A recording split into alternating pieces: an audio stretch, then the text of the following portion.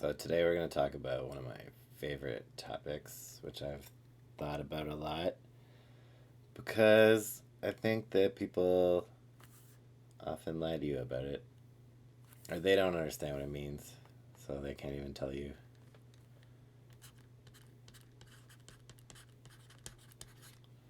Failure. So let's start with some of the commonly assumed things. Failure is either a noun. They are a failure. Or an adjective. You are a failure. That's still a noun. Failure is upon you. Anyway, today's discussion is that it's not really either of these things. And that we're going to go with presenting the concept. It's actually like a verb, like an action state or way of being. So why failure? People generally aren't fans of it. Is often that's cool, Pac-Man. It's interpreted as socially bad. However, it's only the people that manage this state effectively that succeed socially ultimately and commercially, etc. So we're going to try and go this.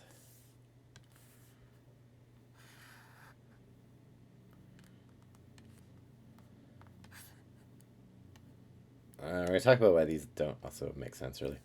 So, the ways I'm going to talk about this topic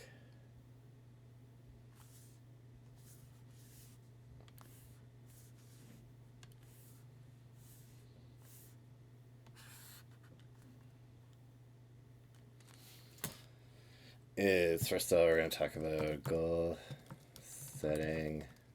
Then I'll talk about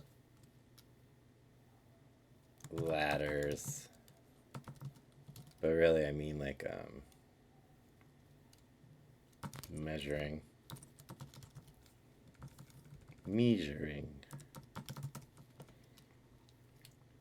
and then I want to look at thermodynamics.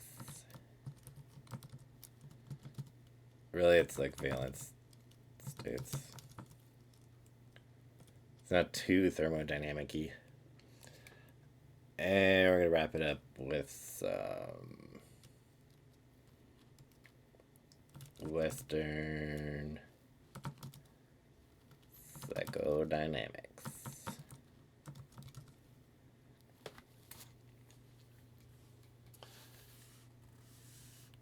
So let's say this is a cognitive science approach to failure.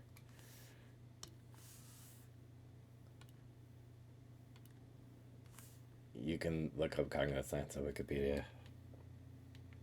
Okay, the very first thing with failure is we assume we have an initial state, and then we're trying to get to a secondary state, which is different, but always very similar to our primary state. So we're going to call this thing goal, and this is now, or where you're at, or here. And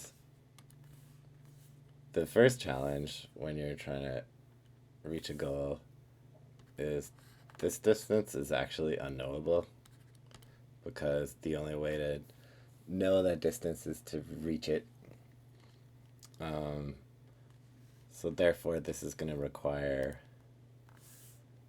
different steps of trial and error. So I'm going to do that like this.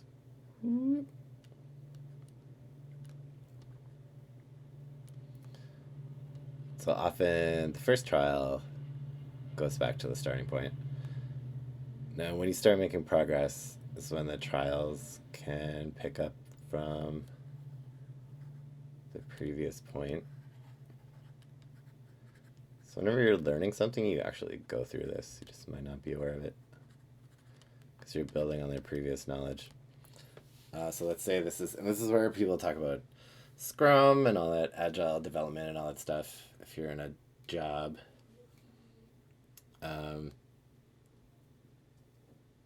just super briefly, waterfall is we're just gonna keep developing it until the water goes off the cliff, and then we have to sell it.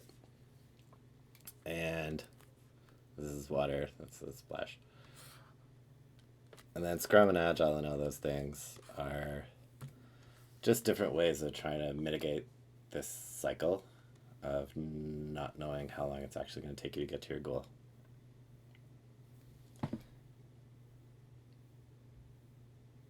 Nobody really, I don't know. If you care about that stuff, you care about it, and you're hopefully not watching this video to learn about it, because I'm sure there's many more videos on YouTube which are far more relevant for you. So something from looking at this diagram, you should immediately pick up that some kind of failure is inevitable. Even if you think everything's going perfectly, some aspect of the project is going to take longer than you thought, or you're going to have to learn something you didn't think you were going to have to learn, or you're not going to talk to Stephanie anymore because she threw your notes in the sewer. So there's these unexpected things. And so I like to think about this as like energy states. So to get from here to there, these all require some kind of growth. So reaching a goal is actually growing towards a goal. And each one of these iterations, however many it takes, requires like energy input.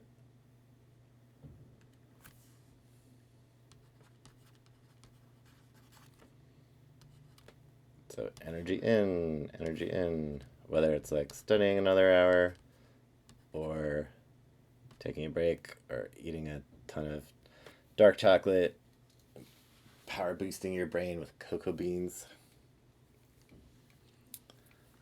So any normal process of reaching from an initial state to a goal state, you're going to go through these different growth cycles. Now, what I find interesting is, we'll call it goal prime, is that each time the growth happens, you put in a new energy, you can actually see the goal better. So you might have an unintended goal, and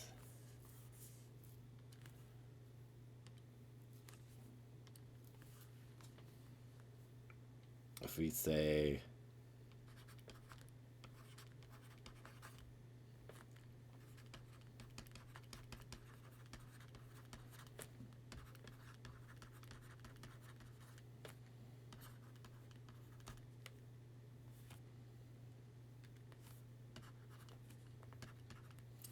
the function, oh, this is an A.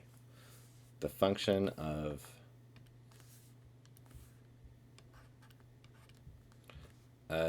putting energy into these each growth cycles to reach this goal, it's like you get secondary unintended learning.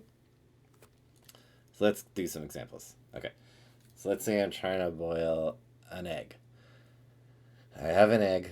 It is not boiled. I have a pot. I have water. I have a stove. So let's say the first step, I put the egg in. I try and boil it without the water. No, I need the water to boil the egg. Then, after many trial and errors, I find that steam is like hotter than water. So I can actually just cook the egg by putting the steam on the egg. And that's poaching. That was maybe like a secondary unintended learning of that process, and now I have a secondary goal. So my primary goal might have been a hard-boiled egg. My unintended secondary goal is now I know how to poach eggs as well. Let's try to think of the most simplest possibilist example, but you can apply this model to anything from getting a PhD to making toast.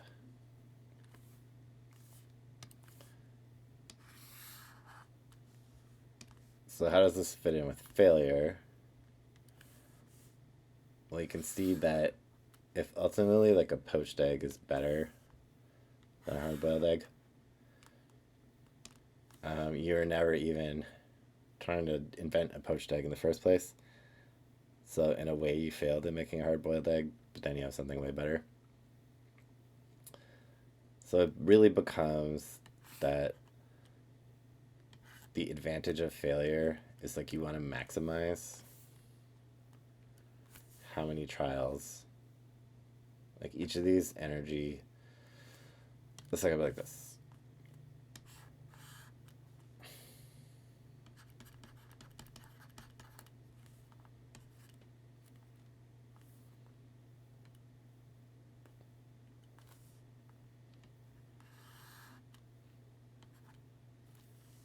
This I think would be like the most idealized possible thing in life is actually we want this to go to 0.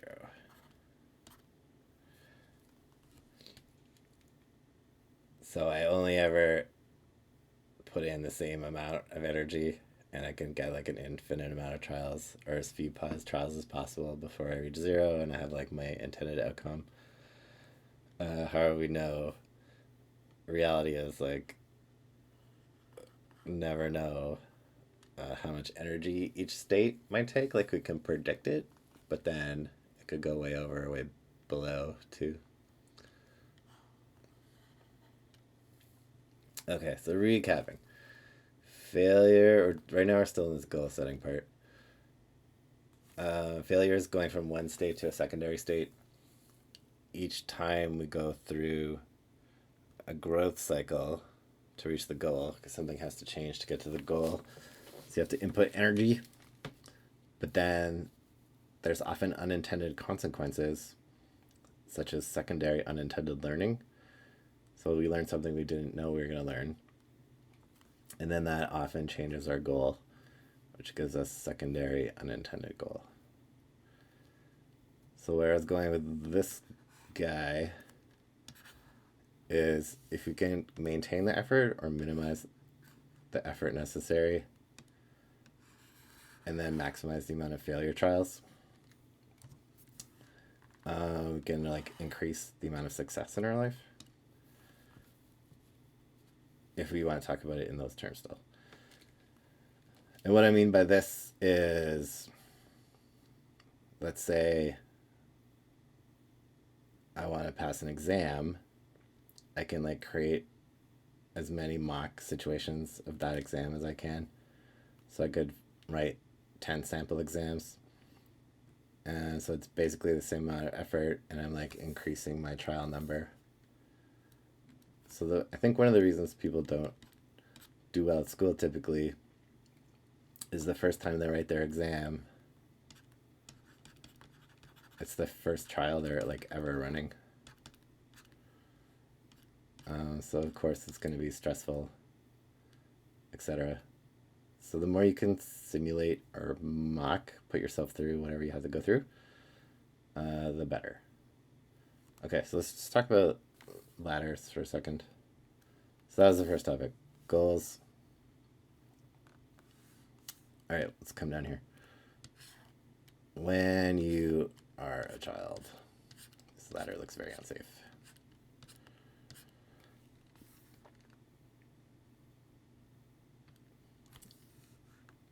Your life is often presented to you, just pretend this is a ladder, as a linear process.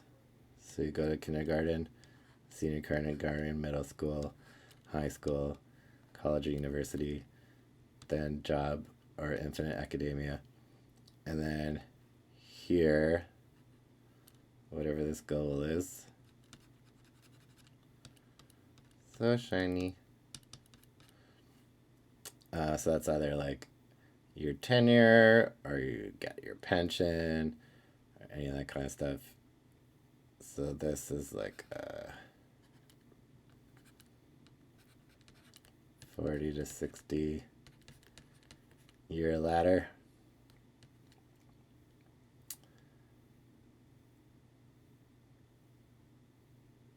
So let's talk about the cost. So each one of these rungs has like an energy cost to go from this to that rung to that rung. So it's like time and energy have to go into each phase.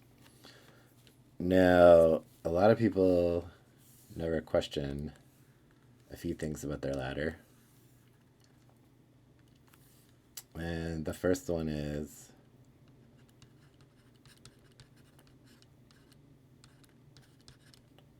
what is your ladder resting on? So is your ladder resting on your parents' dreams? Is your ladder resting on a TV show you saw when you're like 10? Like, what is it propped up against? If that goes away, does your ladder still work? Second is like, which direction is your ladder pointing? Now, you don't have to be. You can take the same ladder and like point it in another direction.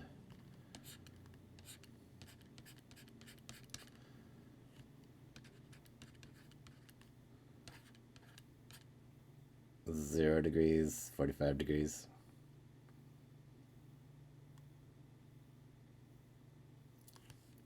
What is it resting on? 2.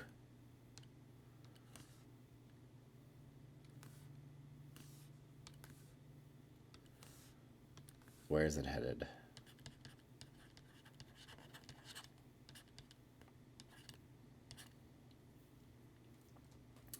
And eventually I'll make another video. I have like a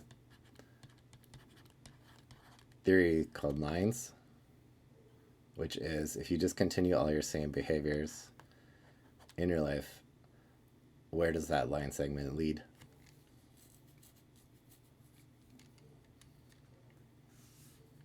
That's the topic for another time. So to summarize the ladders part, so it's like, how do you know when you've reached a goal? Because if you don't predefine how far apart these rungs are, you can just feel like you're climbing forever. So number 3 is really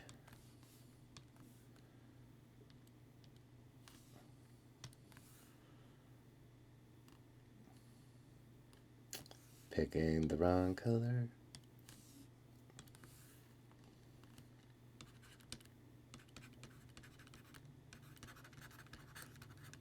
Where are your rungs? No one can tell you when you've reached a rung in your own ladder.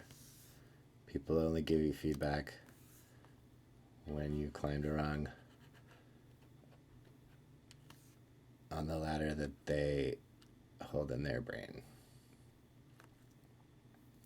So it's like people know to say, congratulations, you finished high school, because that's like a ladder rung in their brain. People don't always know to say congratulations, you finished your PhD, because people don't. I think the point of a PhD is you can't explain it to anyone if you're good at your PhD.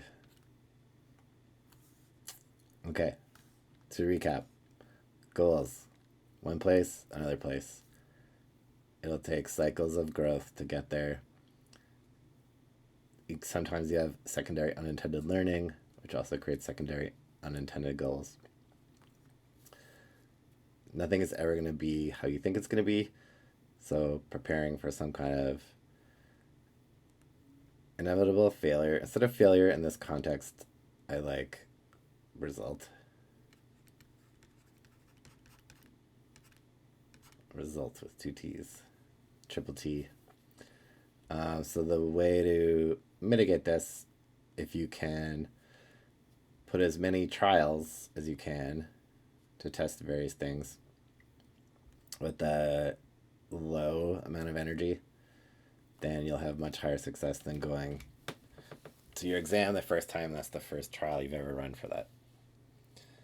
This process, if you get all excited about this, is a whole field and a job called quality assurance, which is why it's basically why planes fly, or video games ship, any of that stuff, why cars drive. So that person's job is to test every possible way and try to maximize the failure rate and learn as much as possible from that and then take it back to the team. So I have done that job on a few pretty large projects. And it really does teach you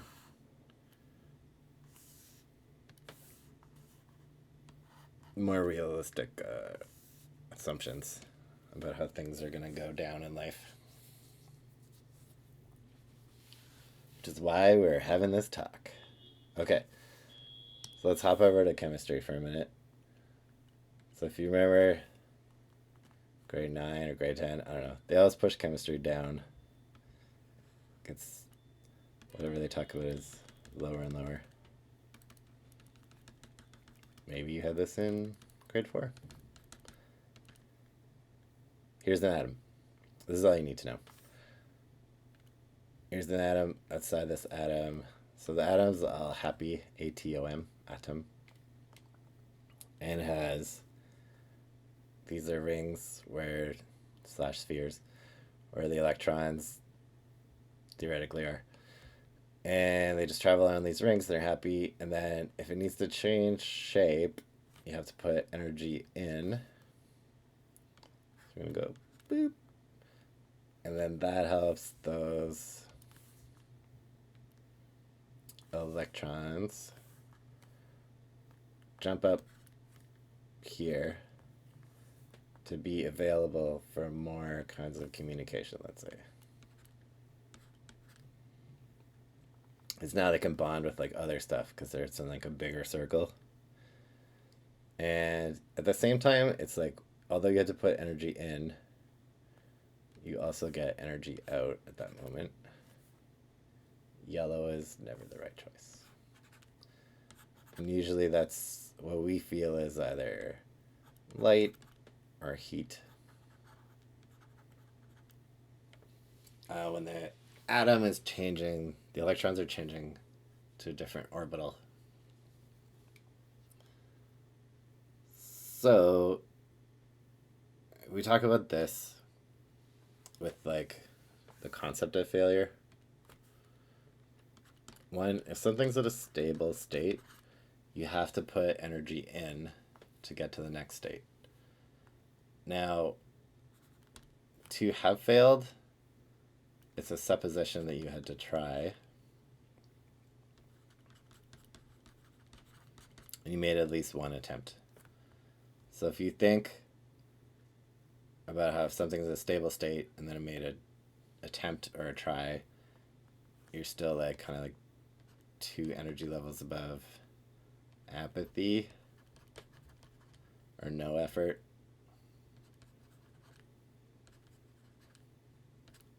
Because you have to overcome this stable, safe state.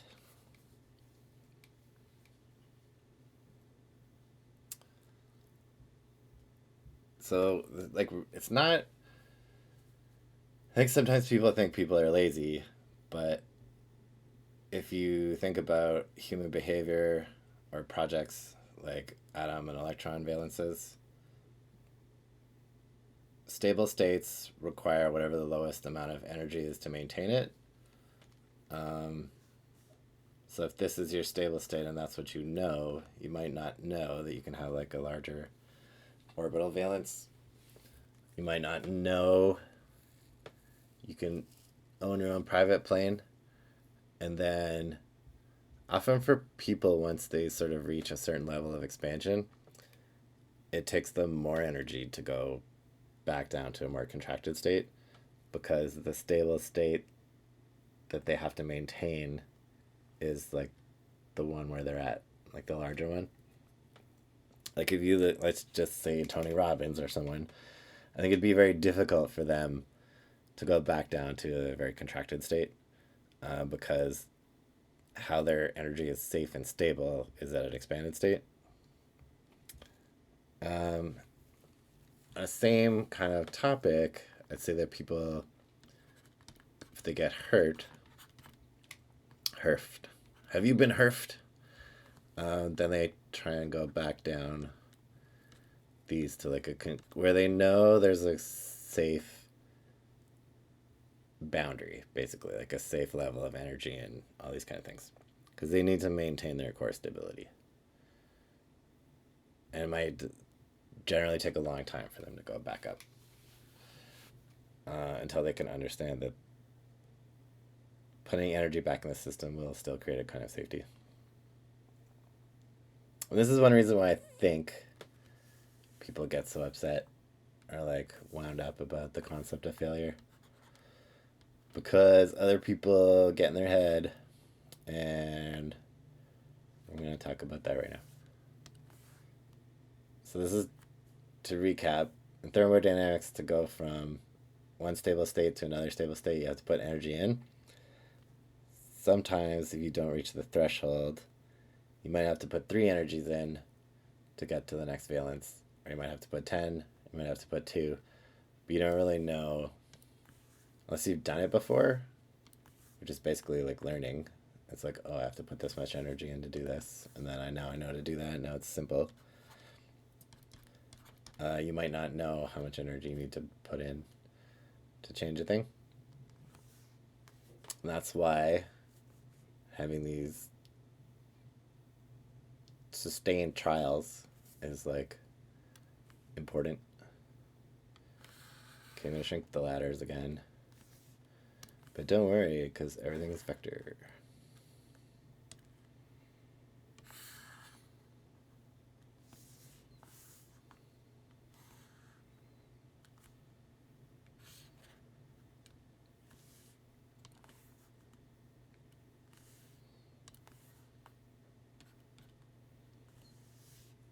Silver, oh, that was cute.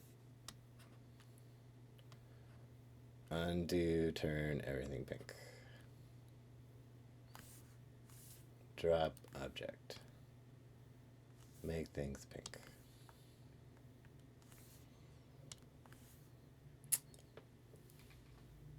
So this is another thing where it's like, oh, no matter what I do, I'm just going to fail anyway.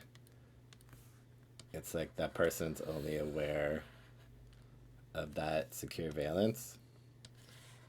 And then it's like when you're able to forget themselves or like get outside themselves, then they can see that, oh, gee, I can like do things I didn't even know that was possible for me. Okay, now we're going to talk about most people's favorite thing, which is cake.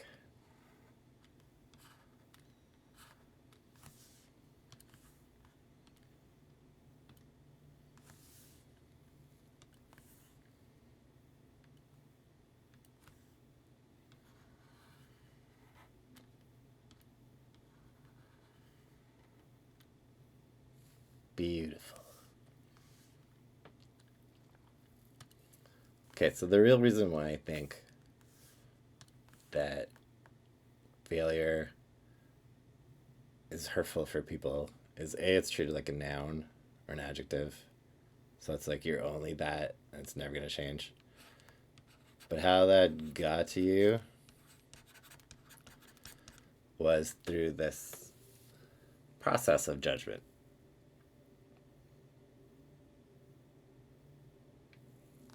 Now, we can take judgment in kind of 2 forms, which is, let's call it like internal. We're in the Western psychodynamics part now. And external.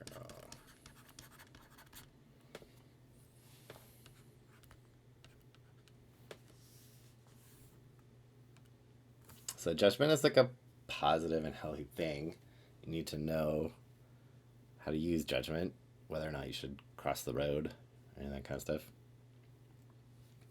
Where judgment cannot serve you as well is when the judgment overrides like the data that you do have to operate with. So let's say it's a biased external judgment, like your hair is stupid, even though that person is not a hair expert. However, an external judgment passes through an internal filter, and if it's not rejected, then I get this.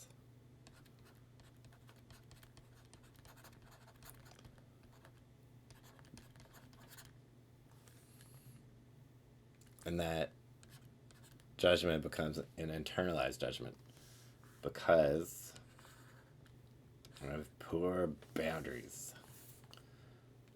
Or maybe that's how we were taught. We're taught we're supposed to listen to everybody, and that's why you're a good person. And that's why your hair is stupid. So there's absolutely no data saying that your hair is stupid. This person might actually just be jealous of your hair. So when I talk about external and internal judgment is you have a self-concept, you're secure in your self-concept, and it's not as easily rattled or overwritten. If this is a program, the internal judgment, it's not as easily overwritten by external judgment. So I hope you can see how this relates to failure. So if someone thinks they're good at something, and then people come along and say, oh, you're such a failure, you're never going to be good at anything, blah, blah, blah, blah, then that starts to like find a way through someone's internal self-concept, and then it becomes internalized, and then it also can become like part of their identity. If they're repeating it. So if this is like, if you take that person's external judgment, goes through your internal filter, gets internalized, and I'm just going to cycle that over and over again, like, oh, I never have good hair. Now I become attached to it, and then it becomes part of my identity. Where we're going with the cake is self-worth is a cake, and it takes time to bake it. You gotta mix the ingredients. Can't take it to the oven too soon. Can't take it to the oven too late. It's got icing. It's got all kinds of cool stuff. So then, fancy. Let's make it brighter. So the self-worth cake, if you just immediately take someone's external judgment without any kind of boundaries, it's like you're basically giving that person a bite of your self-worth cake. And why I think this is like an insidious behavior is I think people on the whole are like pretty smart. And then they're going to know what they did. Sometimes you can see yourself doing something, but you can't stop yourself. And you just watch yourself hand this person some of your self-worth cake. And then that's where blame comes in, like self-blame. And then that becomes the new cake for people. How could I do that to myself? Oh my god, I gotta fill this up in here. Because you need to have... Your self-worth cake has to be whole somehow.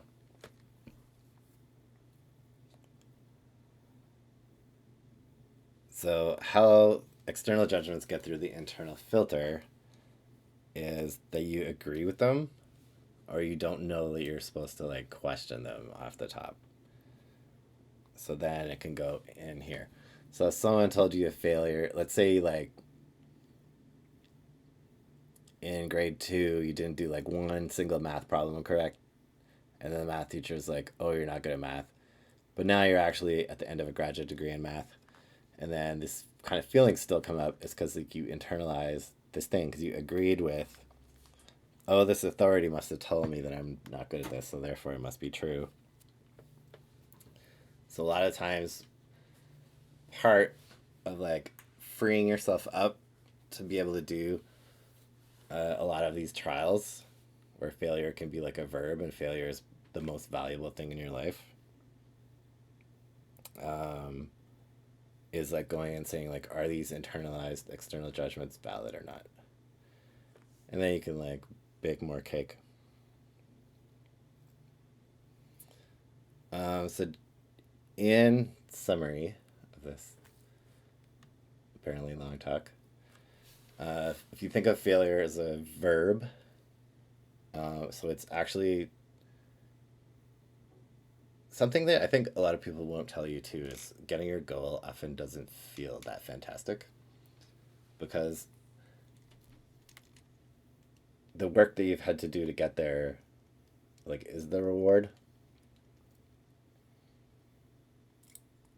A lot of people are like, anytime I've achieved something like really big, like a degree, or had a film get finished or any of that kind of stuff, it's like it could feel like totally nothing because all of your energy has gone into the process.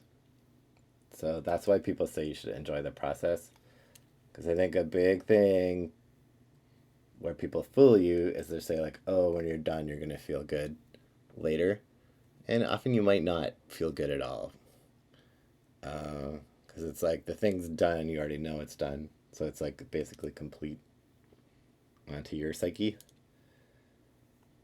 So the more you can enjoy failure, like get excited by it, because it's going to be like, get curious, because you don't know what's going to come up, and you might get like a totally new goal and learn like 5 new things that you didn't know you were going to do. So in summary, it's a verb. Try and fail as often as possible, and then you can maximize success, and you can basically like wipe out all the competition if you're like a Machiavellian kind of person. Because most people try and avoid this with every part of their existence. And if you look at the history of any great project, it's really the amount of failures that they went through that determines the rate of the success later on. Please like and subscribe if you made it 37 minutes, 38 minutes and 17 seconds. I'll be doing some more of these on various topics, which I find interesting in the future. Thanks for listening.